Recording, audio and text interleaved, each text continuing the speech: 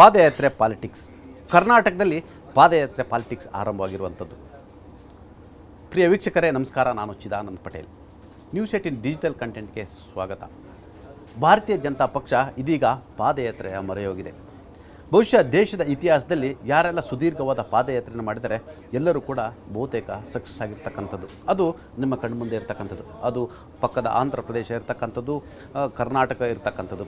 ನಿಮಗೆ ಅಕ್ರಮ ಗಣಿಗಾರಿಕೆ ವಿರುದ್ಧ ಅವತ್ತಿನ ವಿಪಕ್ಷ ನಾಯಕ ಆಗಿದ್ದಂಥ ಸಿದ್ದರಾಮಯ್ಯನವರು ಬೆಂಗಳೂರಿನಿಂದ ಬಳ್ಳಾರಿಯವರೆಗೆ 320 ಕಿಲೋಮೀಟರು ಮತ್ತು 16 ದಿನಗಳ ಕಾಲ ಪಾದಯಾತ್ರೆಯನ್ನು ಮಾಡಿದರು. ಅಕ್ರಮ ಗಣಿಗಾರಿಕೆ ವಿರುದ್ಧ ತೊಡೆ ತಟ್ಟಿ ಬೆಂಗಳೂರಿನಿಂದ ಬಳ್ಳಾರಿಯವರೆಗೆ ನಡೆಸಿದಂಥ ಪಾದಯಾತ್ರೆ ಅದು ಇತಿಹಾಸದ ಪುಟಗಳಲ್ಲಿ ಸ್ವರ್ಣಾಕ್ಷರಗಳಿಂದ ಬರೆದಿಡುವಂತಾಗಿತ್ತು. ಅವತ್ತಿನ ದಿನಗಳಲ್ಲಿ ಕಾಂಗ್ರೆಸ್ ಪಕ್ಷಕ್ಕೆ ಎಲ್ಲೋ ಒಂದು ಕಡೆ ಸೋತು ಸುಣ್ಣವಾಗಿ ಸೊರಗಿ ಹೋಗಿದ್ದಂಥ ಕಾಂಗ್ರೆಸ್ ಪಕ್ಷಕ್ಕೆ ಅವತ್ತು ಸಿದ್ದರಾಮಯ್ಯನವರ ಪಾದಯಾತ್ರೆ ಆಕ್ಸಿಜನ್ ಆಗಿ ನೀಡಿತ್ತು. ಆ ಮುಖಾಂತರ ಇಡೀ ಕಾಂಗ್ರೆಸ್ನ ಹಿರಿ ಕಿರಿ ಮರಿ ಎಲ್ಲ ನಾಯಕರನ್ನು ಕೂಡ ಬೂಸ್ಟ್ ಮಾಡಿತ್ತು. ಆ ಮುಖಾಂತರ ಕಾಂಗ್ರೆಸ್ನ ಒಗ್ಗಟ್ಟಿಗೆ ಕೂಡ ಕಾರಣವಾಗಿತ್ತು. ಇದರ ಪರಿಣಾಮವಾಗಿ 2013ರಲ್ಲಿ ಕಾಂಗ್ರೆಸ್ ಪಕ್ಷ ಅಧಿಕಾರಕ್ಕೆ ಬಂತು. ಆ ಮುಖಾಂತರ ಕೆಲವು ಸಿದ್ದರಾಮಯ್ಯ ಮುಖ್ಯಮಂತ್ರಿ ಕೂಡ ಆದರು. ಇದು ಕೂಡ ಒಂದು ಮೈಲಿಗಲ್ಲು ಅಂತಲೇ ಹೇಳಲಾಗ್ತಿರ್ತಕ್ಕಂಥದ್ದು.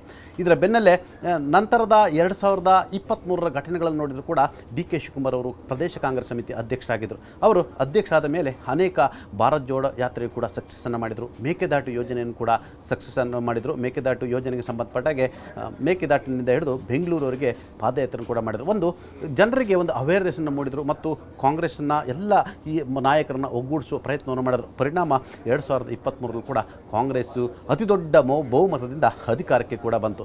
ಇದೀಗ ಪಾದಯಾತ್ರೆಯ ಪಾಲಿಟಿಕ್ಸನ್ನು ಭಾರತೀಯ ಜನತಾ ಪಕ್ಷ ಮಾಡಲಿಕ್ಕೆ ಆರಂಭಿಸಿದೆ. ಪ್ರಮುಖವಾಗಿ ಈ ಪಾದಯಾತ್ರೆ ಪಾಲಿಟಿಕ್ಸ್ನಿಂದ ಹಲವಾರು ಲೆಕ್ಕಾಚಾರಗಳಿದೆ ಮತ್ತು ಹಲವರನ್ನು ಒಗ್ಗೂಡಿಸುವ ತಂತ್ರವೂ ಕೂಡ ಇರುವಂಥದ್ದು. ನಿಮಗೆ ಗೊತ್ತಿರಲಿ, ಅದು ಯಾರೇ ಏನೇ ಹೇಳಿದರೂ ಕೂಡ ಬಳ್ಳಾರಿ ಪಾಲಿಟಿಕ್ಸ್ ವಿಚಾರದಲ್ಲಿ ಜನಾರ್ದನ್ ರೆಡ್ಡಿ ಮತ್ತು ಶ್ರೀರಾಮುಲುರವರು ಕೇವಲ ಮಾಧ್ಯಮಗಳ ಮುಂದೆ ಜನರ ಮುಂದೆ ಮಾತ್ರ ನಗುತ್ತಾ ಕೈ ಕುಲುಕುತ್ತಾ ಮಾತನಾಡ್ತಿದ್ದಾರೆ ಅಷ್ಟೇ.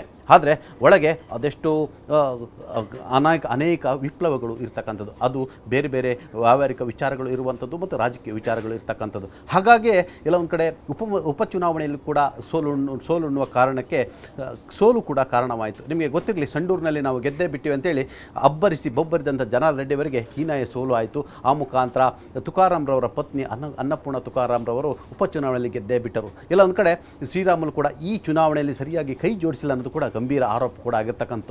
ಆದರೂ ಕೂಡ ಎಲ್ಲ ಒಂದು ಕಡೆ ಶ್ರೀರಾಮುಲು ಮತ್ತು ಜನಾರ್ದನ್ ರೆಡ್ಡಿ ನಡುವೆ ಮೊದಲಿದ್ದಂಥ ಗಳಸ್ಯ ಕಂಠಸ್ಯ ಮತ್ತು ಆ ಸ್ನೇಹ ಇಲ್ಲ ಅನ್ನೋದು ಕೂಡ ಇದು ಜಗಜ್ಜಾಗಿರಾಗಿರ್ತಕ್ಕಂಥ. ಹಾಗಾಗಿ ಈ ಪಾದಯಾತ್ರೆ ಮುಖಾಂತರ ಕಲ್ಯಾಣ ಕರ್ನಾಟಕದಲ್ಲಿ ಒಂದಷ್ಟು ವಾಲ್ಮೀಕಿ ವೋಟ್ ಬ್ಯಾಂಕನ್ನು ಗಟ್ಟಿಗೊಳಿಸ್ತಕ್ಕಂಥದ್ದು ಮತ್ತು ದಲಿತ ಸಮುದಾಯದ ವೋಟ್ ಬ್ಯಾಂಕನ್ನು ಗಟ್ಟಿಗೊಳಿಸೋದು ಕೂಡ ಭಾರತೀಯ ಜನತಾ ಪಕ್ಷದ ಲೆಕ್ಕಾಚಾರವೂ ಕೂಡ ಆಗಿತ್ತು.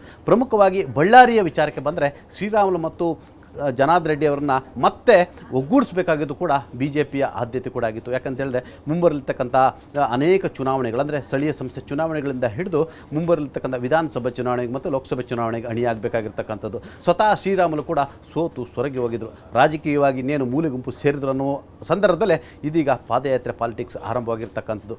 ಆ ಮುಖಾಂತರ ಭಾರತೀಯ ಜನತಾ ಪಕ್ಷಕ್ಕೆ ಕೆಲವೊಂದು ಕಡೆ ತಾನು ಇನ್ನು ಉಳಿದಿರ್ತಕ್ಕಂಥ ವರ್ಷಗಳಲ್ಲಿ ಕಾಂಗ್ರೆಸ್ ಸರ್ಕಾರದ ವಿರುದ್ಧ ನಿರಂತರವಾಗಿ ಹೋರಾಟವನ್ನು ಮಾಡಬೇಕು. ಆ ಹೋರಾಟದ ಭಾಗವಾಗಿ ಪಾದಯಾತ್ರೆಯನ್ನು ಹಮ್ಮಿಕೊಂಡಿರ್ತಕ್ಕಂಥದ್ದು. ಎಲ್ಲ ಒಂದು ಕಡೆ JDSನ್ನು ಆಟಕ್ಕುಂಟು ಲೆಕ್ಕಕ್ಕಿಲ್ಲ ಅಂದುಕೊಂಡಿದ್ದಂಥ ಭಾರತೀಯ ಜನತಾ ಪಕ್ಷಕ್ಕೆ ಇದೀಗ JDS ಕೂಡ ಅನಿವಾರ್ಯ ಆಗಿರ್ತಕ್ಕಂಥದ್ದು.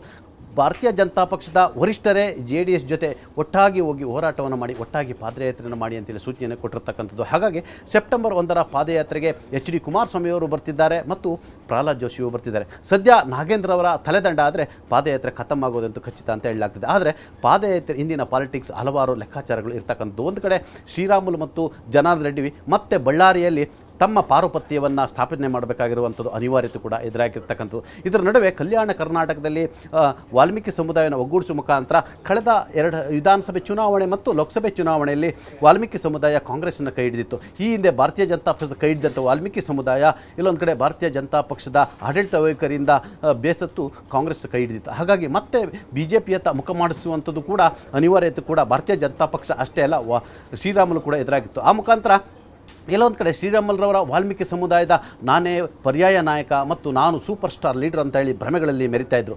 ಆದರೆ ಇದೀಗ ಆ ಸೋಲು ಮತ್ತು ಅವರ ಸೋಲು ಮತ್ತು ಬಳ್ಳಾರಿ ಜಿಲ್ಲೆಯ ಸೋಲು ಅವರನ್ನು ಪತ್ರಗುಟ್ಟಿಸಿತು. ಹಾಗಾಗಿ ತನ್ನ ನಾಯಕತ್ವದ ಇಮೇಜನ್ನು ಗರಿಮೆಯನ್ನು ಮತ್ತೆ ಎತ್ತಿ ಹಿಡಿಬೇಕಾಗಿತ್ತು. ಆ ಮುಖಾಂತರ ಈ ಪಾದಯಾತ್ರೆ ಮುಖಾಂತರ ಶ್ರೀರಾಮುಲು ಕೂಡ ಲೈಮ್ ಲೈಟ್ಗೆ ಬರೋಕ್ಕೆ ಪ್ಲ್ಯಾನನ್ನು ಮಾಡಿದರು. ಇದೆಲ್ಲ ಕಾರಣಕ್ಕಾಗಿ ಒಂದು ಕಡೆ ಪಾದಯಾತ್ರೆ ಜೊತೆ ಆದರೆ ಸ್ವತಃ ಯಡಿಯೂರಪ್ಪನವರು ಕೂಡ ಜನಾರ್ದನ್ ರೆಡ್ಡಿ ಮತ್ತು ಶ್ರೀರಾಮುಲುವರಿಗೆ ಒಟ್ಟಾಗಿ ಪಾದಯಾತ್ರೆ ಮಾಡಿ ಪಾದಯಾತ್ರೆಯನ್ನು ಯಶಸ್ವಿಗೊಳಿಸಿ ಅನ್ನೋ ಮುಖಾಂತರ ಇಲ್ಲೊಂದು ಕಡೆ ಒಗ್ಗಟ್ಟಿನ ಪ್ರದರ್ಶನ ಮಾಡೋ ಮುಖಾಂತರ ತಮ್ಮ ಪುತ್ರ ವಿಜೇಂದ್ರವರ ಇಮೇಜು ಕೂಡಿದು ಅನುಕೂಲ ಆಗಲಿ ಎಂಬ ಲೆಕ್ಕಾಚಾರದ ಕಾರಣಕ್ಕಾಗಿ ಇಬ್ಬರು ಕೂಡ ಕಿವಿ ಮಾತನ್ನು ಕೂಡ ಹೇಳಿದರು. ಜೊತೆಗೆ ಭಾರತೀಯ ಜನತಾ ಪಕ್ಷದ ವರಿಷ್ಠ ನಾಯಕರು ಕೂಡ BJPಯ ನಾಯಕರುಗಳಿಗೆ ಮತ್ತು ಕಾರ್ಯಕರ್ತರುಗಳಿಗೆ ಒಂದಷ್ಟು ಕೆಲಸವನ್ನು ಕೊಡಬೇಕು ಮತ್ತು JDS ಕೂಡ ಅವರ ಜೊತೆಗಿರಬೇಕು. ಆ ಮುಖಾಂತರ ಚುನಾವಣೆಗೆ ಹಣಿಯಾಗಬೇಕು, ಸರ್ಕಾರದ ವಿರುದ್ಧ ಸಮರ ಸಾರಬೇಕು ಅನ್ನೋದು ಕೂಡ ಅವರ ಲೆಕ್ಕಾಚಾರ ಆಗಿತ್ತು. ಹಾಗಾಗಿ ಪಾದಯಾತ್ರೆ ಮಾಡುವಂತೆ ಹೈಕಮಾಂಡ್ ಕೂಡ ಸೂಚನೆಯನ್ನು ಕೂಡ ಕೊಟ್ಟಿದ್ದು.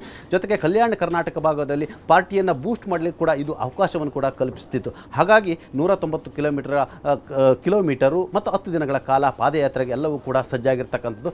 ಈ ಪಾದಯಾತ್ರೆ ಪಾಲಿಟಿಕ್ಸ್ ಮುಖಾಂತರ ಕಾಂಗ್ರೆಸ್ನ ಕಲ್ಯಾಣ ಕರ್ನಾಟಕ ಭಾಗದಲ್ಲಿ ಇಮೇಜ್ಗೆ ಡ್ಯಾಮೇಜ್ ಮಾಡಲಿಕ್ಕೆ ಹೊರಟಿದ್ರು. ಅಂತಿಮವಾಗಿ ಎಲ್ಲೊಂದು ಕಡೆ ನಾಗೇಂದ್ರ ತಲೆದಂಡ ಬಹುತೇಕ ಖಚಿತ ಆಗಿರ್ತಕ್ಕಂಥದ್ದು.